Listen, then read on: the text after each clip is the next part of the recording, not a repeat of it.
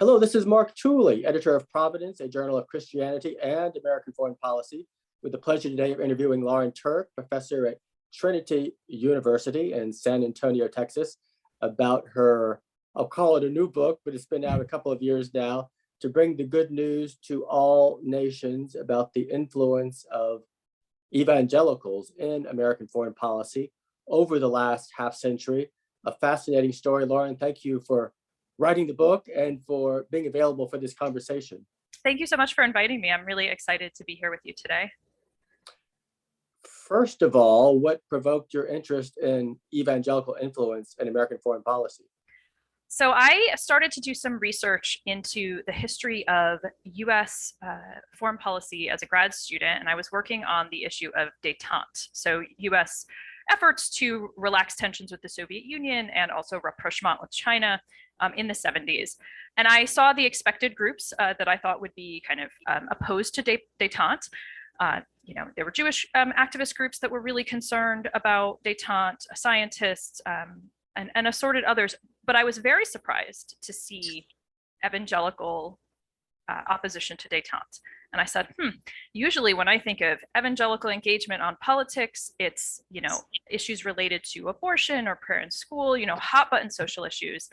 Or, if we're thinking about foreign policy, it's often relations with Israel. But here are American evangelicals engaging on a very different foreign policy topic. I wonder why. I wonder what else they were interested in. And that just led me down this path to explore all the different ways in which evangelicals in the 70s were getting increasingly engaged in foreign policy, to the point where they became, at one point, a fairly powerful lobby on a range of policy issues, particularly related to religious freedom and trade issues with repressive countries like the Soviet Union and others. So that just opened the door for me. So it really started there with a sort of grad school question and surprise that I found in my research, and it led to this larger book project. Well, that's fascinating. I'm just old enough to remember those Cold War years and to recall that that was a major underappreciated incentive for the organizing of the religious right, their concerns over the Soviet Union and over détente, and of course culminating with Reagan's speech to the National Association of Evangelicals, the famous Evil Empire speech. Your book traces evangelical influence to the 1960s? From 1969 up to about 1994. So I'm looking just at that that period of time. So really focusing in particular on the late 70s and 1980s, but it stretches broadly over the Nixon through the Reagan and into the Clinton years.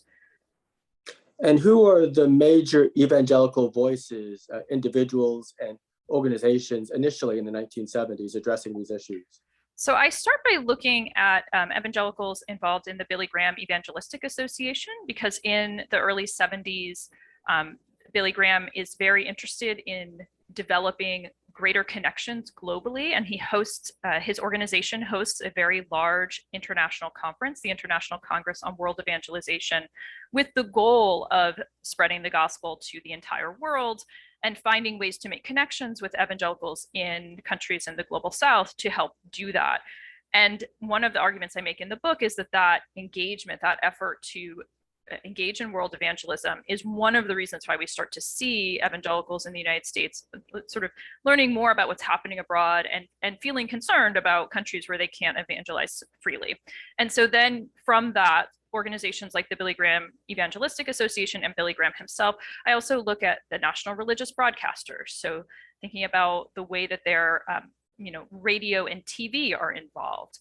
I also look at the Fellowship Foundation, which is engaged in efforts, sort of behind the scenes lobbying efforts, we'll say, but not just in the United States. There's been some great interesting work by folks like Jeff Charlotte writing about them, but there's also this international dimension to their work.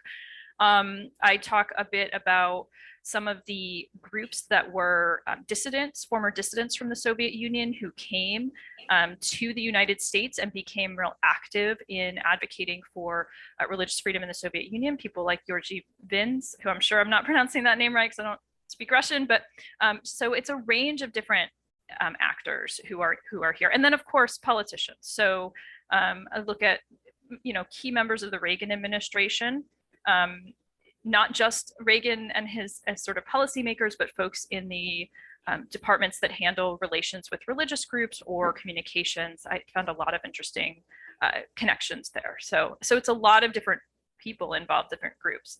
But I see that they are kind of working together in concert, even if they're not, sort of tightly connected. There's loose connections between all of these different groups in this time.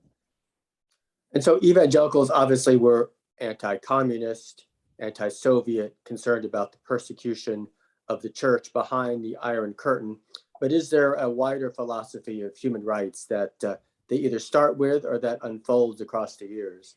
Yeah, what I found is that over time, they start to articulate a fairly narrow but very specific notion that the core human right that a person can have is religious liberty. If you can't have your own sort of freedom of conscience, if you can't, hear the gospel, for example, or whatever that might be, if you are not able to be saved, then none of the other rights, you can't enjoy those other rights. They sort of start to articulate a vision wherein religious freedom is the sort of center human right in a hub of other potential rights. And so you need to allow people to have religious freedom in order for them to flourish and have the potential for eternal life. That's the kind of basic vision.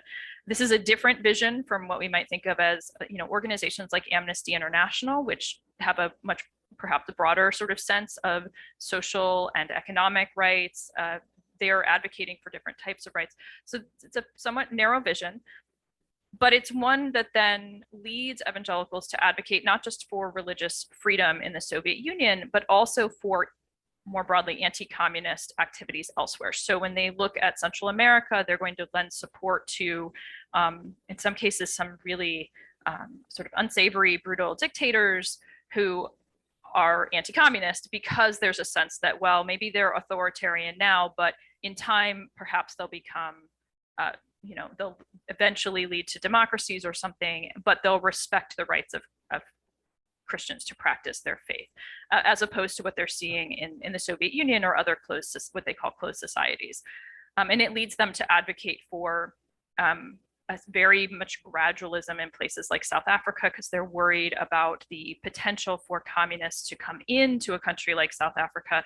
And so they're not firmly on the side of racial justice there. They're really advocating a slow transition out of apartheid because of their fears about communism. And these details they're all wrapped together, right? This idea of human rights that they've developed is very much wrapped in with their sense that they have a mission to spread the word, and that is the sort of core thing that they can give to people, the sort of core freedom that they can extend is the potential for salvation.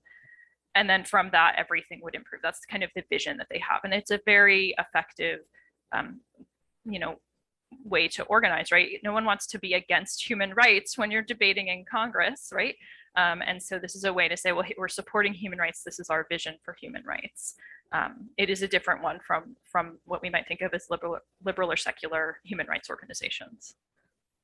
I recall it was a rather brief episode, but somewhat unfortunate, where Jerry Falwell Sr. in the 1980s was, in effect, chastising the Reagan administration for undermining the Marcos regime in the Philippines. Are there many cases where evangelicals were just really unwise in their support for authoritarians of the right, or was that more the exception than the rule during those final years of the Cold War? My sense is that it was, unfortunately, they lending support to people like General Rios Montt in Guatemala, who was committing genocide. I mean, it happened too much for it to be just an exception. I think they had, because of this particular vision, it did tend to lead them to support some, again, you don't want to be on the side of a genocidaire, and unfortunately that is what happens in some of these cases, where the sort of anti-communism really kind of, I think, shaped their approach to policy. And again, the gradualism on South Africa, that is just, it's hard to look back at that now and not be incredibly critical of the kind of language that they were using. And I think if we look in the sort of mid 90s, there is some attempt within South Africa and among South African evangelicals, there's some attempts at reconciliation and kind of coming to terms with what their engagement had meant. But in the 1980s, it's very troubling to look back at that. Balanced with, of course, they are sort of strong advocates for religious freedom in places like the Soviet Union, where there really is a lot of repression, just awful stuff being reported in the Soviet bloc, Eastern European countries and elsewhere. Is it fair to say and to credit evangelicals for having a vision of human rights and of democracy and having almost a providential confidence that democracy and human rights would prevail against the Soviet bloc ultimately, a kind of vision that many non-religious experts were lacking in?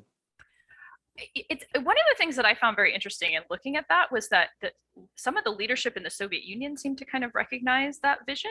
I was very surprised. One of the sort of most interesting parts to me of the research that I did on the Soviet Union was as the Soviet Union was starting to collapse, we see evangelicals being invited into the Soviet leadership to talk to the army about building civic institutions. That there was a sense from the Soviet leaders that these religious groups had something to teach them that could be useful for a transition to democracy. And so I have this really interesting story of a few army, representatives from the Soviet army coming to the Church of God in Tennessee to talk to Church of God officials about building civic institutions.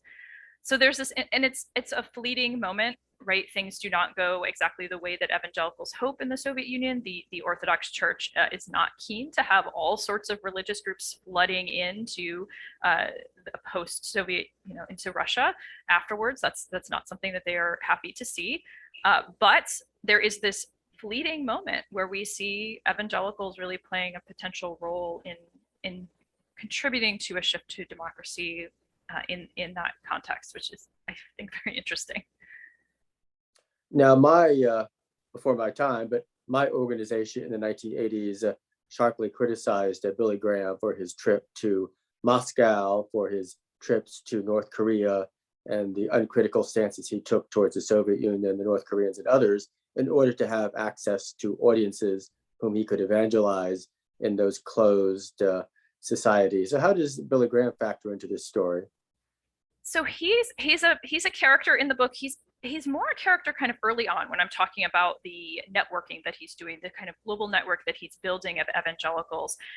And I did a lot of research at the Billy Graham Center, which was at Wheaton University. And at Wheaton, there's all of these other organizations that I looked at that had connections with the Billy Graham. But my focus often was on less well-known folks. So he plays a role, but I talk about that criticism that he received. And of course, he kind of pushed back on that and said, he's there to, he's kind of aware that they're presenting him with an idealized picture, and he knows, but it's just an opportunity.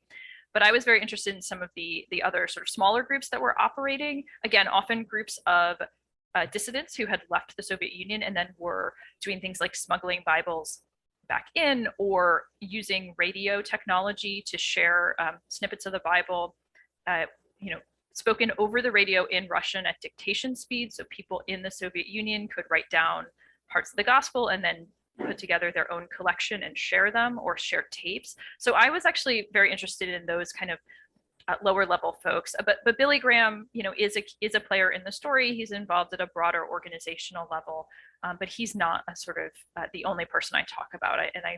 I try to get at the range of different types of people who were engaged in this effort and this work. And with the fall of the Soviet Union and the East Bloc, evangelical international activism, does it continue to have, how does its perspective on human rights evolve and change? Yeah, so they continue to be engaged in this issue because, of course, the Soviet Union is not the only closed society. So there's interest in continuing to reach out to countries like China. There's a particular interest, of course, in the Middle East, which they also see as perhaps hostile to their missionary work. And then we also see their continued engagement with Congress. And so one of the kind of broader bookends of the book is the 1998 International Religious Freedom Act, which passes Congress during the Clinton administration. And evangelicals and a range of other religious groups were really involved in advocating for the creation of more institutional basis for promoting religious freedom within the federal government. And so the International Religious Freedom Act established, a sort of agency within the State Department to promote religious freedom. And so they continue to be engaged with that through the 90s. And I think the connections, the lobbying that they developed during the Reagan years really allowed them to be at the table for some of those later discussions in the 90s. So they don't go away. It doesn't end just because the Soviet Union has collapsed. In fact, they're still very engaged in promoting religious freedom there and very worried about it. Into the late 90s, they're still writing about what's happening in the Commonwealth of Independent States and then Russia and the other states around it. So they're still concerned and active on those issues. There's also, activism on, human trafficking and a range of other concerns.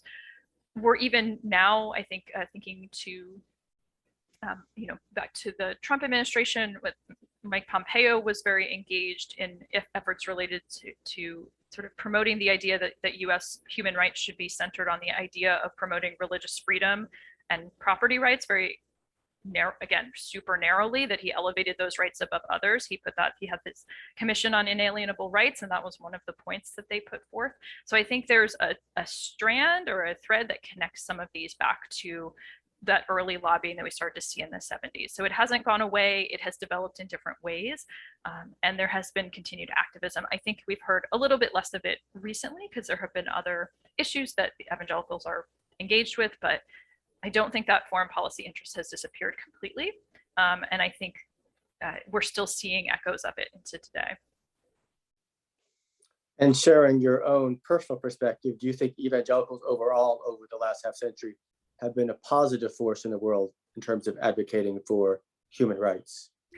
I think because it's a very narrow vision for human rights, it has not been as positive as it could be. My personal perspective is that we want to have as capacious a promotion of rights as possible because we've been talking mostly about US evangelicals. We haven't talked as much about evangelicals in the global South, but they have tended to promote a much broader vision for human rights. So folks like C. Rene Padilla and others who have said, even in the 70s, they were sort of chiding the evangelicals in the US saying, well, of course evangelism matters and religious freedom matters, but how can you reach somebody if they don't have food to eat or clothes to wear or a safe place to sleep, or if they're not free from the threat that they'll be tortured or disappeared or killed, right? And so if you don't have all of those rights working together in concert, you cannot really have, you're not really in a place where you can be receptive, perhaps. So I think to me that is a broader picture of human rights that we're seeing from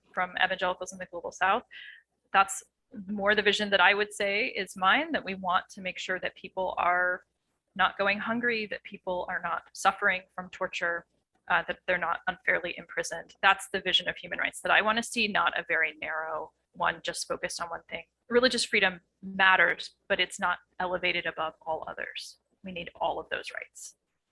Certainly, evangelicals have been intensely involved in delivering humanitarian relief. Yes, yep. And I've started to write a bit about that, the kind of disaster relief that evangelicals have been engaged with. They're a key, I think, so in terms of US aid distribution, so the US Agency for International Development, a lot of the aid that they distribute actually does go through religious groups. I think, I'm gonna say 6 of the 9 largest agencies that US aid works with are religious. They're not all evangelical, but they are religious. So there's a huge network of religious organizations who do that distribution. Laura, do you have a copy of the book you can hold up? I do. It is right here. Lauren Turek, author of To Bring the Good News to All Nations. Thank you very much for an enjoyable and insightful conversation. Thank you so much for having me. It was wonderful to get to talk to you.